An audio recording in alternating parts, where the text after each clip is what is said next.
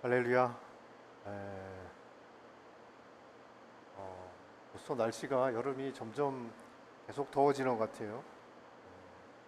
이게 보스턴만의 문제는 아닌 것 같고, 정말 우리가 하나님이 창조하신 이 세상의 질서를 거슬러 가는 결과가 아닐까, 그런 생각을 합니다. 기도해야 할 것 같고, 또 우리 스스로가 하나님의 그 질서 안에서 어떤 삶을 살아야 하는가 좀 보이는 현상들을 통해서 고민하는 것이 이 시대를 살아가는, 또 특별히 우리 젊은 세대의 몫이 아닐까, 그렇게 생각을 해요. 오늘 이 예배 자리에 나온 여러분들이 또 말씀을 통해서 우리를 향해 어떤 기대를 가지고 계신지, 하나님의 음성을 듣는 축복이 있기를 바랍니다. 저희가 쭉 지금부터 여기 마가복음 시작부터 이 땅에 오신 주님을 통해서 일어난 새로운 변화들에 대한 이야기를 하고 있습니다. 어떻게 새로운 시대가 시작되었고, 우리가 어떤 나라로, 어떤 모습으로 초대되었는가, 다 예수로부터 시작된 일인데, 지난 시간에 저희들이 같이 나누었던 게 새로운 계명에 대한 겁니다.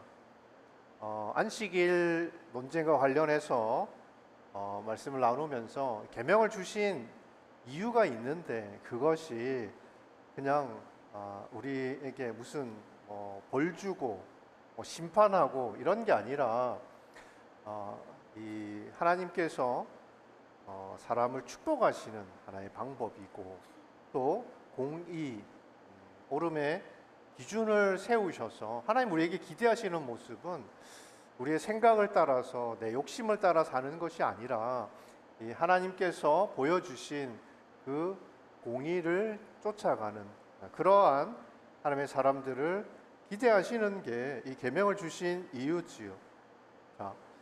그래서 그 계명을 주신 이유에 대해서도 같이 나눴고, 또 율법과 은혜라는 하나님의 의, 예전에 이제 예수님 오시기 전에 우리가 하나님의 의를 알 수 있는 방법은 율법밖에 없었어요. 율법을 우리가 잠잠히 들여다보면 하나님께서 말씀하시는 이 공의, 의로움, 이게 어떤 것인지 우리가 알 수 있었습니다. 그런데 이 율법 안에는 그 축복을 누리고 또 공의를 우리가 쫓아 살며 공의에 이르는 길은 없다고 말씀을 드렸지요. 오직 은혜를 통해서만 우리가 하나님의 축복을 누리고, 또 하나님이 의롭다고 인정하시는 그 인정을 받을 수 있다고 이야기를 드렸습니다. 그 은혜가 뭐냐? 오직 예수를 믿는 믿음으로 우리가 의롭다 인정받는 것. 그걸 이제 우리가 신학자들은 칭의라고 이야기하는데, 그게 그냥 하나님께서 의롭다고 인정해 주셨다라는 거예요. 그리고 우리는 믿음으로 예수님 안에 거하게 된 사람들이고, 또 그런 사람들에게 계명을 우리가 다 지키지 못하잖아요. 우리가 예수 믿었다고 해서 죄 안 짓고 살 수 있는 것도 아니고, 우리가 여전히 연약한 육신 가운데 살기 때문에 우리도 실수하고 죄 짓고 합니다. 그래서 그냥 너는 하나님 나라 백성은 아니요, 그러고 이게 쫓아내는 게 아니고, 그 죄값을 우리가 치르는데 그 죄값이 십자가로 가는 거죠. 십자가에서 예수께서 은혜로 우리의 죄값을 치러주시고, 그리고 실제로 말씀대로 살아가는 계명을 지킨 축복은 우리가 누릴 수 있게 된다, 그런 말씀을 드렸어요. 축복은 당연히 계명을 지키는 자들이 누리는 그러한 약속인데, 이게 참 율법 안에 길이 없다고 그랬는데 계명을 어떻게 지키냐, 모순이다 이렇게 생각할 수 있지요. 근데 지난주 말씀드린 게 지킬 수 없는 게 아니라 우리가 지키는 방법을 몰랐던 것이다. 그 방법이 바로 사랑이라고 로마서 말씀에 그렇게 기록되어 있죠. 율법의 완성이 사랑이라고. 그러니까 우리가 율법 계명을 못 지키는 게 아니라 어떤 마음으로 지키느냐에 따라서 우리는 뭐 지켰어 스스로에게 만족할 수 있지만 중요한 건 하나님이 지켰다라고 인정을 해주셔야 되는데 우리가 하나님을 사랑하고 이웃을 사랑하는 그런 마음으로 계명을 지키는 것, 하나님께서 말씀대로 살았다고 인정을 해주시고 또 당연히 말씀을 지키는 자에게 주신 축복을 우리가 누리며 사는 길이라는 말씀도 드렸습니다. 자, 그런 의미에서 주님이 우리에게 주신 새 계명이 있습니다. 서로 사랑하라는 계명이지. 그 새로운 계명은 율법을 뭐 이게 다 없어. 이제 지금까지 뭐 율법 이런 거 이제 아무 상관없고 지금부터는 신경 안 써도 돼. 그런 게 아니고 율법을 폐하고 새로운 법을 세운 게 아니라 율법을 온전히 지킬 수 있는 길이 무엇인지를 우리에게 보여주는 계명이고, 자, 그래서 예수를 믿는 자들이 이 사랑의 관계 속에서 살아가는 자들이잖아요. 그런 사람들이 새로운 관계, 즉 새로운 가족이 되는 겁니다. 자, 오늘 함께 나눌 말씀이 바로 이 이야기예요. 예수 안에서 새로운 관계로 부르심을 받은 자들, 새로운 가족으로 부르심을 받은 자들이 어떻게 살아야 하는지에 대해서입니다. 교회로 부르심을 받은 사람들이 다 좋은 사람들만 부르심을 받은 게 아니고요. 예전에 원수였던 사람들도 다 같이 예수 믿고 주님 안에서 새로운 가족이 됩니다. 근데 예전에 원수였던 사람을 교회 안에서 만나는 것은 불편한 일이지요. 불편한 일입니다. 그래서 교회 다니는 게 불편하고 또 그런 야, 쟤도 교회를 다녀? 그러면서 이제 우리가 교회를 떠나는 이유도 되지요. 근데 뭐 우리가 교회는 떠날 수 있어도 주님을 떠날 수는 없는 거잖아요. 뭐 다른 교회 다닌다고 해도 각자 출석하는 교회가 달라도 우리가 주님 안에 한 가족이라는 사실은 변하지 않습니다. 하나님 나라에 새로운 가족이 된 우리가 어떤 삶을 살아가야 할지, 하나님께서 우리에게 기대하시는 게 어떤 모습인지 같이 생각해 보려고 합니다. 자, 오늘 20절부터 말씀을 읽어주셨는데 마가복음 3장 14절, 15절 우리 제자들 부르신 내용을 좀 같이 한번 보겠습니다. 14절, 15절 우리 같이 한 목소리를 읽을까요? 시작. 예수께서는 12명을 따로 뽑아 이들을 사도라 부르시고 자기와 함께 있게 하셨습니다. 그리고 그들을 내보내셔서 전도도 하게 하시며 그들에게 귀신을 쫓는 권세도 주셨습니다. 그러니까 12명의 사도를 뽑아서 귀신을 내어 쫓는 권세도 주시고 전도의 일, 하나님 나라를 전하는 그 일을 맡기기도 하셨다는 거지요. 자, 이 사도에게 주신 이 권세가요, 주님이 가지고 계시는 권세와 다른 권세가 아닙니다. 동일한 권세. 사도에게 맡기신 이 전도의 일이 주님께서 이 땅에 오셔서 하셨던 일이기도 해요. 그러니까 권세도 같고 일도 같다는 얘기입니다. 그러니까 무슨 얘기냐면 그렇다고 우리가 예수가 되는 건 아니지만 이 이야기는 뭘 의미하냐면 예수님께서 천국 백성, 예수 안에서 새로운 가족이 된 우리의 롤 모델이라는 거예요. 우리는 주님 닮아야 되고 주님처럼 살아야 한다는 겁니다. 우리는 이 땅에서 예수를 닮아가고 또 작은 예수로 살아가야 합니다. 자, 그러면 우리가 어떻게 살면 되는지는 롤 모델이 예수님이라고 하셨으니까 예수님이 어떻게 사셨는지를 보면 우리에게 기대하시는 삶이 이런 거구나 우리가 알 수 있겠지요. 자, 20절 말씀 보겠습니다. 예수께서 집으로 들어가시니 또다시 사람들이 몰려들어 예수와 제자들은 음식 먹을 겨를조차 없었습니다. 그러니까 주님께서 이 땅에서 어떻게 사셨냐, 한마디로 딱 바쁘셨다. 아주 바쁘게 사셨다. 바쁘게 살면 작은 예수로 살아가는 거겠죠. 요즘 뭐 때문에 바쁘신지 모르겠지만 바쁘게 사시죠. 목회자인 저의 삶을 돌아보면 제가 우리 성도들에게 가장 많이 들었던 말이 목사님 바쁘시죠? 목사님 바쁘시죠? 그 이야기 들을 때마다 좀 미안하긴 해요. 예. 근데 또 그렇게 보이겠죠. 예. 또 온누리 교회 목회자들이요, 안 바쁘면 뭔가 일을 하고 있지 않으면 괜히 죄 짓는 느낌이 들어요. 예. 뭔가를 막 해야 돼. 돌아보면 저도 바쁘게 살았던 것 같아요. 여러분도 뭐 바쁘게 살고 계실 텐데, 자, 그러면 우리가 예수님처럼 지금 살고 있는 건가? 바쁘게 사니까 예수님도 바쁘셨고 나도 바쁘니까 내가 작은 예수로 살고 있는 것이냐? 예수님께서 식사도 제대로 하실 수 없을 만큼 너무너무 바쁘셨는데, 그렇다고 해서 바빠서 해야 할 일을 소홀히 하거나 만나야 될 사람들 만나지 않고 대충 보고 이렇게 넘어가거나 그렇게 하시지 않으셨어요. 굳이 내가 볼 때는 좀 뭐 저렇게까지 해야 되나? 굳이 저런 사람까지 만나야 되나? 그런 사람들을 만나시고 그런 일들을 하셨지요. 그래서 만날 사람 만나고 할 일 하느라고 너무 바쁘셨던 거죠. 우리는 바쁜 건 맞는데 좀 차이가 있다면, 주님은 해야 할 일을 하시느라 너무 바쁘셨고 우리는 너무 바빠서 해야 할 일을 못하고 살 때가 많은 것 같습니다. 바쁜 게 핑계가 되죠. 바쁜 게 핑계가 돼. 뭐 좀 하자 그러면 내가 좀 바빠서. 우리 밥 한번 먹자. 내가 좀 바빠서. 우리는 뭐 바쁜 게 핑계지요.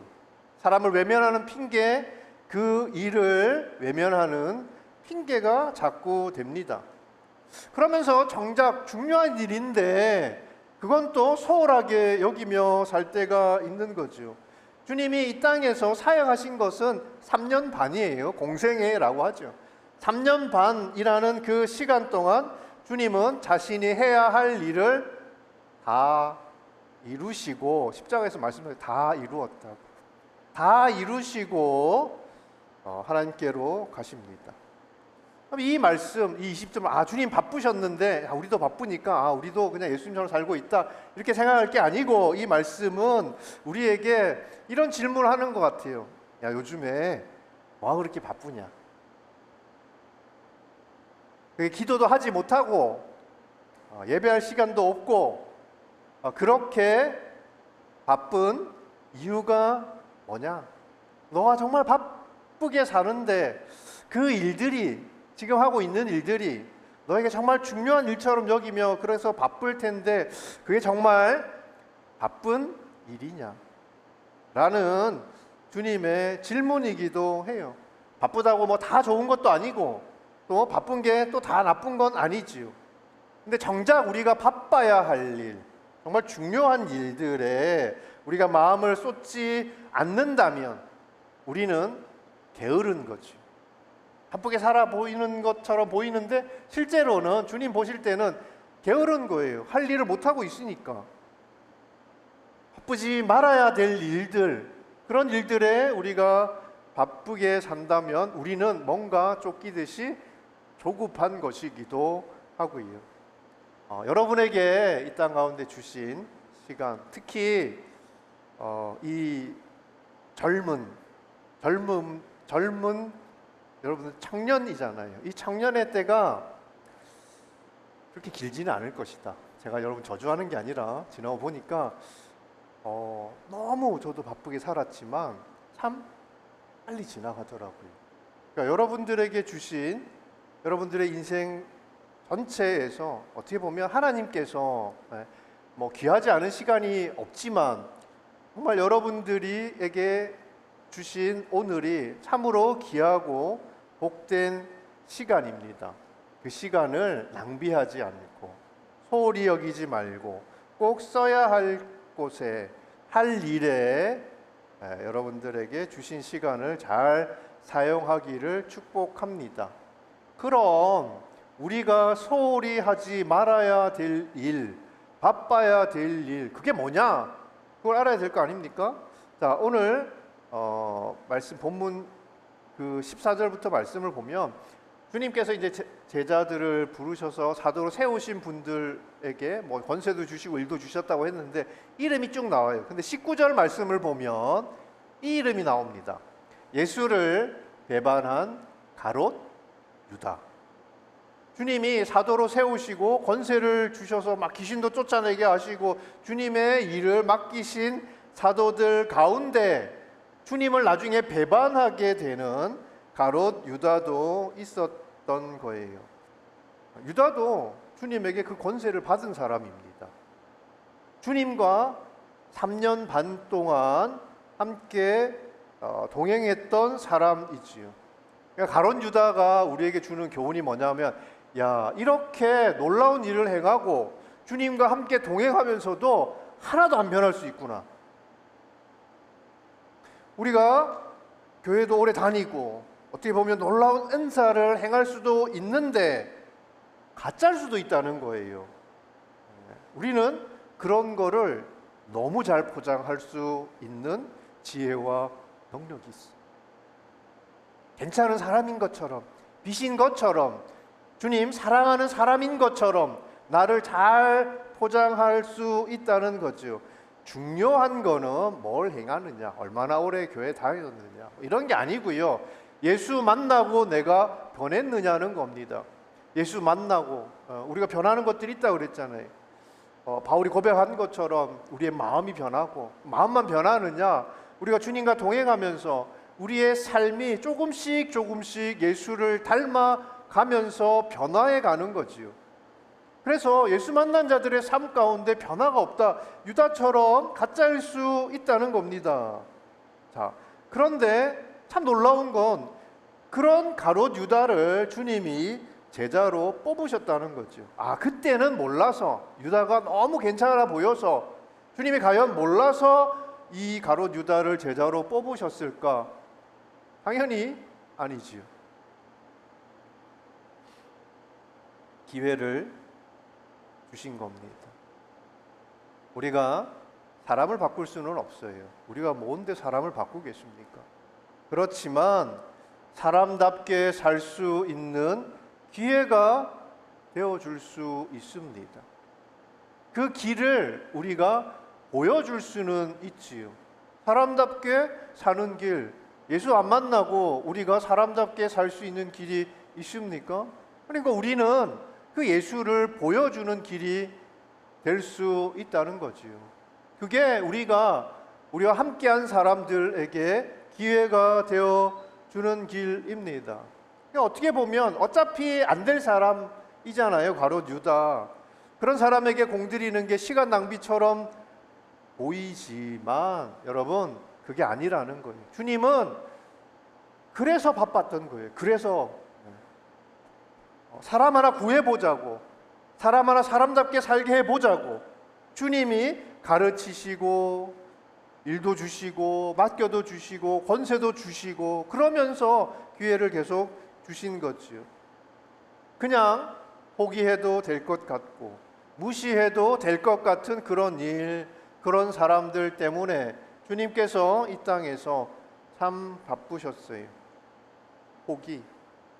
제가 포기 이거는 배추 셀 때 쓰는 말이잖아요. 그냥 웃자고 하는 말이 아니라 사람한테 안 쓰는 말이라는 거예요. 주님은 사람을 포기하지 않으세요.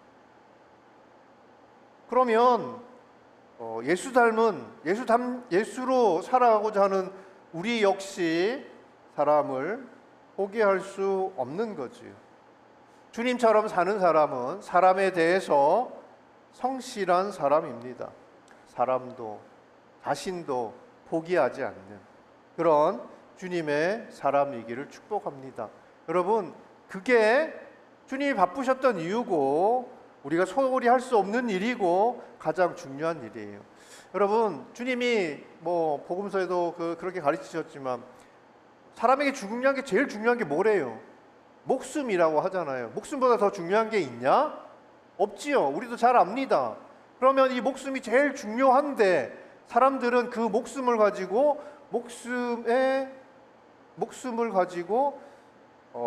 이 생명에 필요한 것들을 얻으려고 이것을 사용해요. 여러분들의 시간을 사용합니다.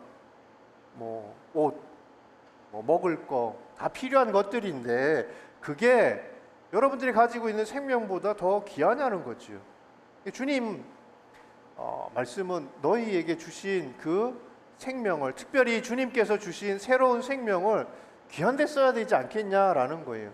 여러분, 목숨을 가지고, 우리에게 주신 이 가장 귀한 목숨을 가지고 우리가 할 수 있는 가장 중요한 그리고 유일한 일은 생명을 구하는 겁니다. 생명을 생명으로 구하는 일, 그게 우리에게 주신 생명을 가장 값지게 사용할 수 있는 길이라는 거예요. 여러분과 함께한 모든 사람들에게 주님께서 사람을 포기하지 아니하셨던 것처럼 그 사람들에게 주님에게로 가는 그런 길이 되어주는 우리 성도들이기를 축복합니다. 자, 21절, 22절 말씀 계속 보겠습니다. 예수의 가족들은 예수가 미쳤다라는 소문을 듣고서 예수를 붙잡으러 다녔습니다. 그래서 예루살렘에서 내려온 율법학자들이 말했습니다. 예수가 바알세불에게 사로잡혀 있다. 그가 귀신들의 우두머리에 힘을 빌려 귀신을 내어 쫓는 것이다. 예수의 가족들이 주님을 찾아다닙니다. 이 이유가 뭐냐면 예수가 미쳤다는 소문을 들었던 거예요. 사람들의 입을 통해서 예수에 대한 소문이 쭉쭉 퍼져나갑니다. 그런데 다양한 소문이 만들어지고 그 소문이 사람들의 입을 통해서 퍼져나갔겠지요. 좋은 소문도 있었겠지만 이런 소문도 있었던 거예요. 예수가 미쳤대.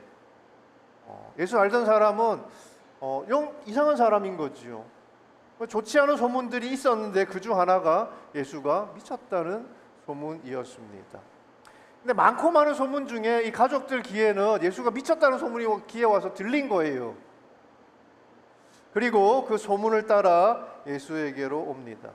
왜 이런 소문이 나게 됐으며 또 이런 소문을 어떤 사람이 만든 것일까? 22절에 그런 대표적인 사람이 등장하죠. 서기관들.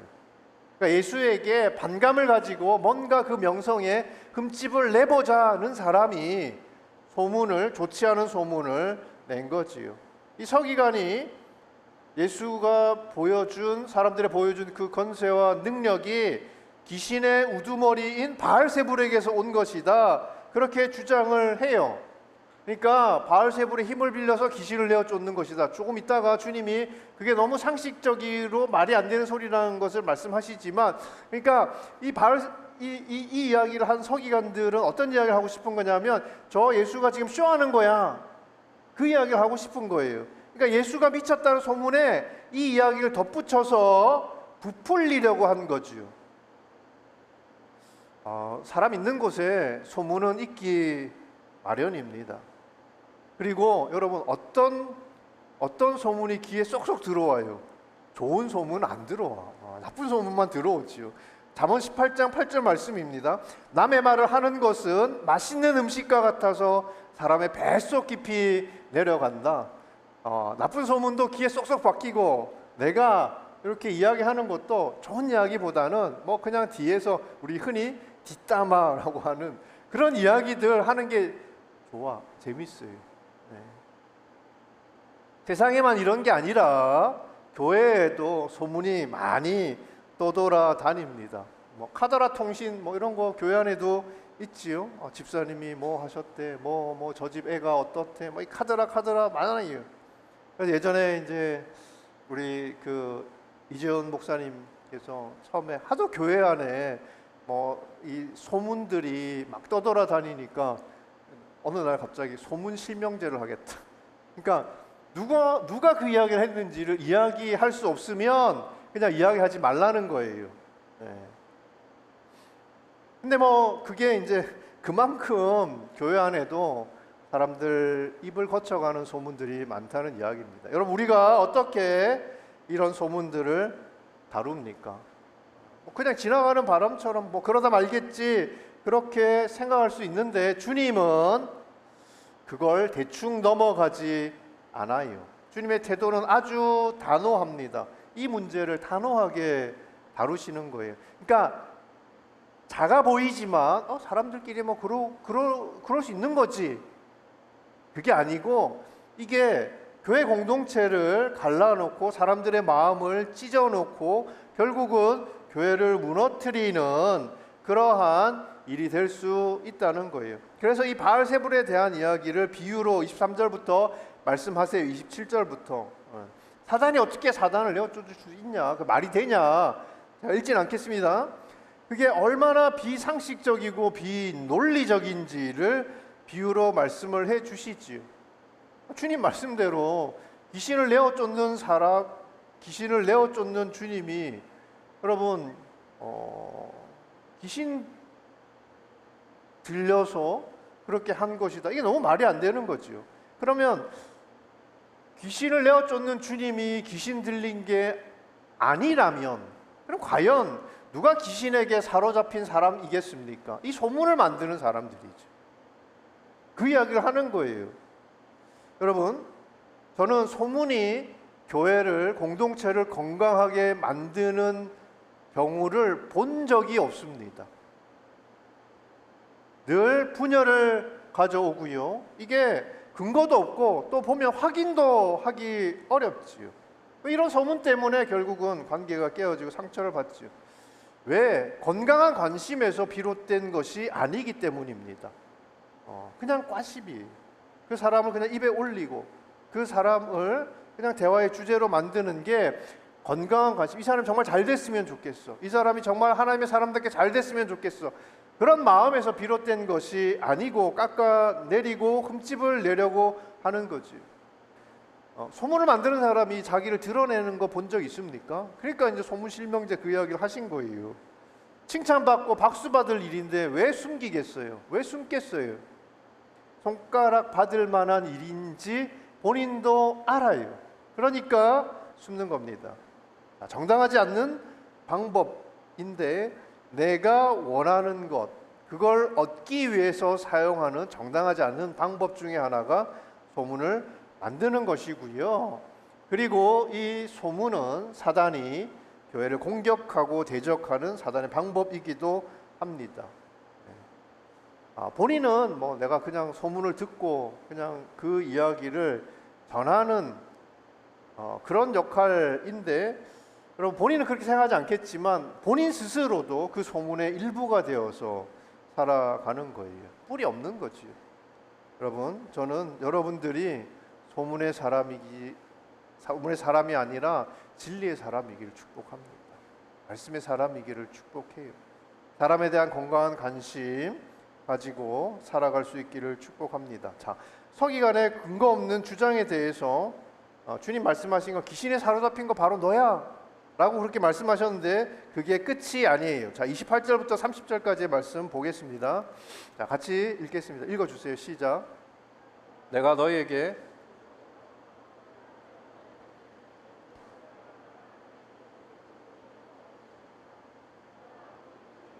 모독하는 사람은 결코 용서받을 수 없다. 그것은 영원한 죄다. 예수께서 이 말씀을 하신 것은 사람들이 그가 악한 귀신이 들렸다라고 말했기 때문입니다. 자, 거짓을 주장하는 사람들, 주님이 귀신 들렸다라고 거짓 소문을 만들고 주장하는 사람들이 주님이 결코 용서받을 수 없는 성령 모독죄를 지은 거다, 그런 말씀을 하십니다. 우리는 이제 이런 말씀을 딱 들으면 또 이렇게 뭔가 좀 마음이 걸려요. 용서를 절대 못 받는 죄가 있나 보다. 주님이 십자가에서 우리 죄 다 용서해 주셨다고 했는데 뭐 성령 모독죄, 이거는 용서를 못 받는 죄라고 하네. 그럼 또 이제 또 걱정이 되죠. 나의 이 영생과 구원의 약속, 이건 뭐냐, 이게 또 걱정이 됩니다. 그래서 우리가 말씀을 잘 이해할 필요가 있어요. 주님이 언급하신 이 성령 모독죄는 주님을 대적하는 죄를 이야기합니다. 성령은 우리 요한복음에 나와 있지만 성령이 하시는 일은 주님과 관련되는 일이에요. 우리가 죄, 의, 심판에 대해서 자꾸 책망해요. 한 가지예요. 주님 믿으라는 거예요. 그리고 제자들에게는 성령께서 주님에게로 또 주님답게 살도록 인도하시고 또 우리를 주장하시는 그런 일들을 하세요. 그러니까 이 성령이 하시는 그 일을 모독하는 죄, 결국은 주님을 향하게 하는데 성령이 하시는 일이 그건데 그것과 반대되는 일을 한다라는 얘기예요. 그러니까 주님을 대적하는 그 죄가 성령 모독죄라는 겁니다. 여러분, 우리가 용서받지 못하는 유일한 이유는 한 가지, 유일한 이유니까 한 가지겠지. 유일한 이유는 주님을 믿지 않는 것, 이거 말고는 없어요. 죄질이 나빠서 저 죄는 좀 용서받기 어려운 죄인데 그런 건 없어요. 여러분, 주님을 대적한 자가 결코 용서받지 못하는 이유가 뭐겠어요? 죄를 용서할 수 있는 유일한 분을 부정하기 때문이라는 거예요. 그러니까 당연히 주님을 대적하는 자가 주님 자체를 인정하지 않는데 죄를 용서받을 리가 만무하지요. 그런 길이 있을 리가 만무하지요.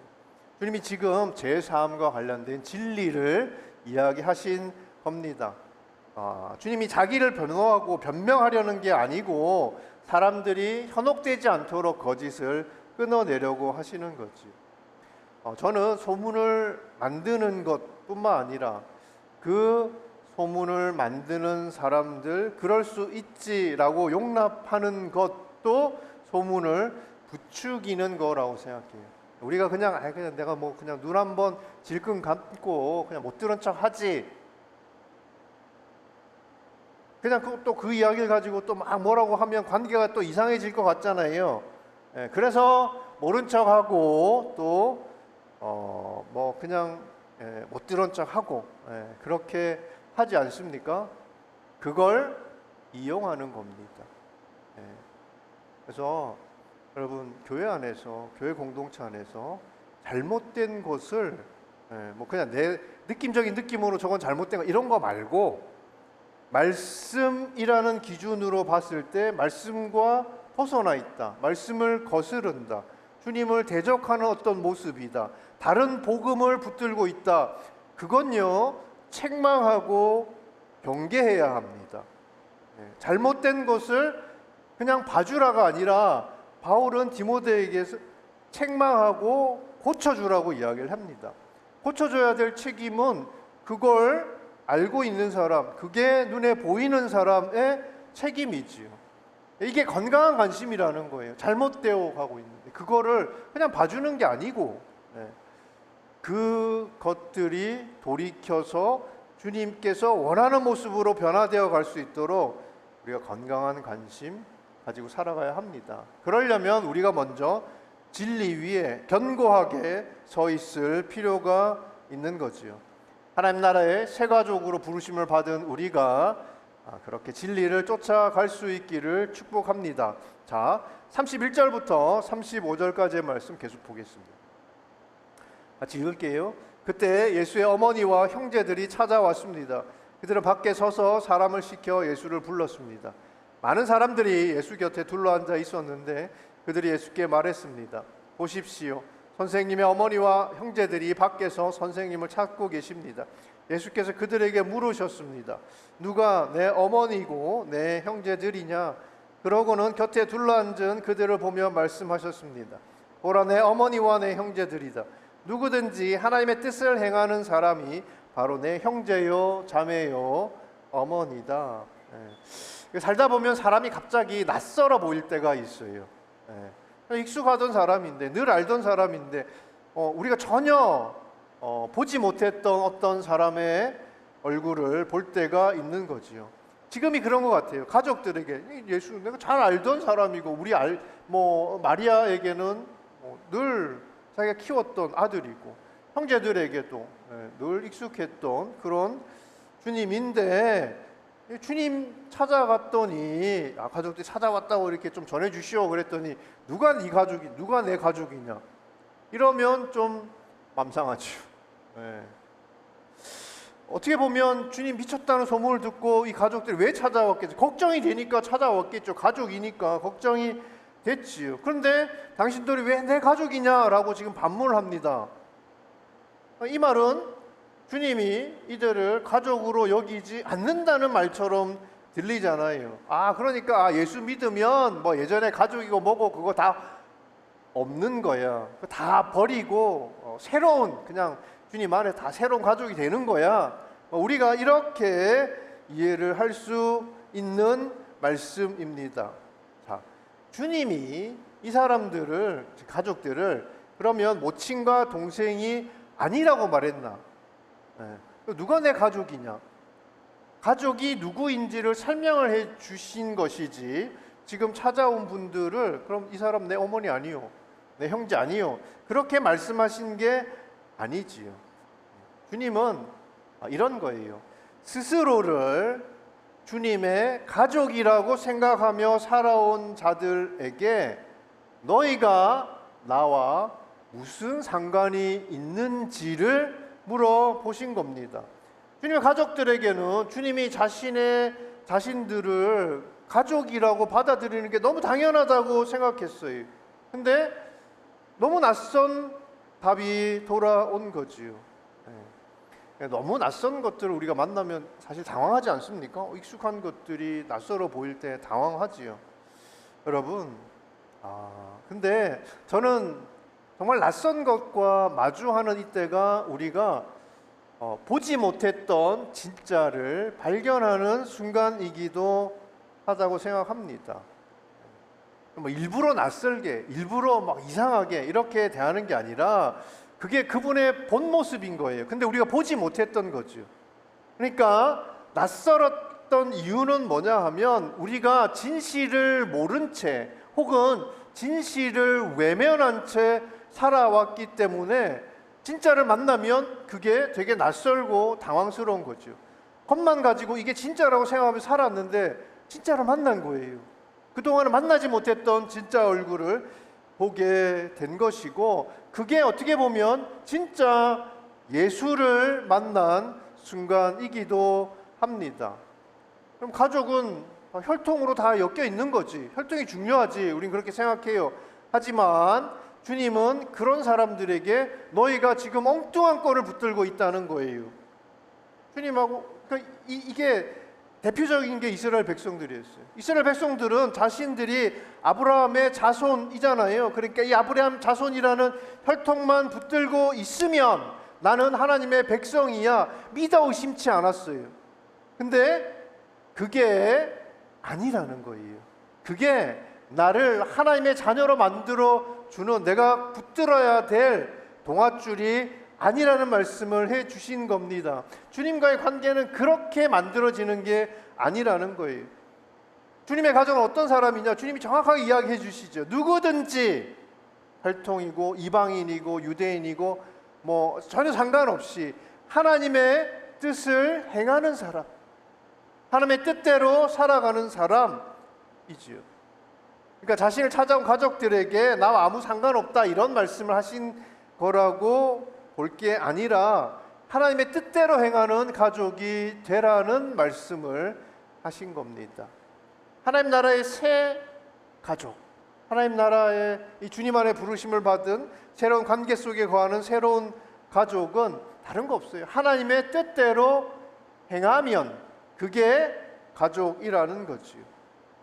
여러분, 내가 주님과 어떤 관계 속에서 살아가는지, 내 삶이 하나님의 뜻을 쫓아가는지, 하나님의 기대를 쫓아 살아가고 있는지, 주님께서 관심을 가지고 주님께서 사랑하시고 주님께서 마음 아파하시는 것들을 내가 마음에 품고 살고 있는지, 그게 우리가 주님과 어떤 관계 속에 있는지를 보여주는 증거라는 거예요.